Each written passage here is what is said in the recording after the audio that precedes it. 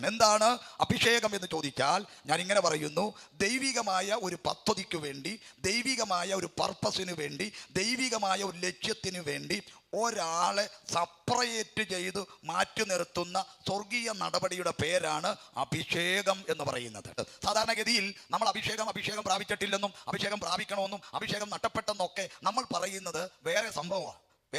അതേതാണെന്ന് ചോദിച്ചാൽ നമ്മൾ ഈ ആത്മനിറവിനെയാണ് അഭിഷേകം എന്നാണെന്നും പറഞ്ഞ് നമ്മൾ ഇരിക്കുന്നത്. ആത്മനിറവ് വേറെ, അഭിഷേകം വേറെ. ആത്മനിറവ് എന്ന് പറയുന്നത് അത് ഒരാളുടെ മേൽ അന്യഭാഷ അടയാളത്തോടു കൂടി വെളിപ്പെടുന്ന ആദ്യത്തെ ഒരു പ്രവർത്തനമാണ് ആത്മനിറവ്. പരിശുദ്ധാത്മാവ് ഒരാളുടെ മേൽ വന്നതിൻ്റെ ഒരു ചെറിയ തുടക്കം മാത്രമാണ് അന്യഭാഷ. പക്ഷെ നമുക്കൊക്കെ പറ്റിയ പരാജയം എന്താണെന്നറിയാമോ? നമ്മൾ ആ തുടങ്ങിയതിൽ അങ്ങ് സ്റ്റക്കടിച്ചു, തുടങ്ങിയതിൽ തന്നെ അങ്ങ് നിർത്തി, അന്യഭാഷ പറഞ്ഞ് അങ്ങ് നിർത്തി, അന്യഭാഷ പറഞ്ഞ് അങ്ങനെ പോയി, അതിനപ്പുറത്തേക്ക് പോയില്ല. വായിച്ച വാക്യം അന്യഭാഷ സംസാരിച്ച് തുടങ്ങിയെന്നാണ്. അതൊരു തുടക്കം മാത്രമായിരുന്നു.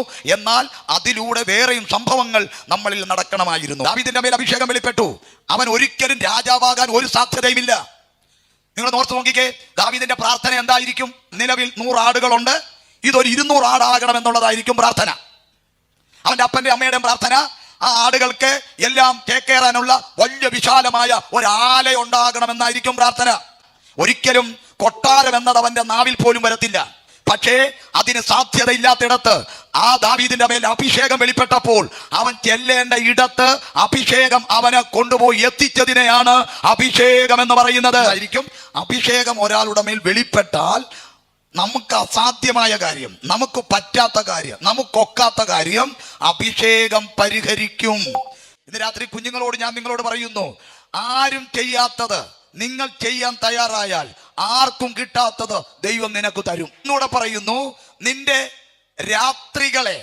രാത്രികളെ ദൈവത്തിന് കൊടുക്കുകയാണെങ്കിൽ നല്ല പകലുകളെ ദൈവം നിനക്ക് തരും.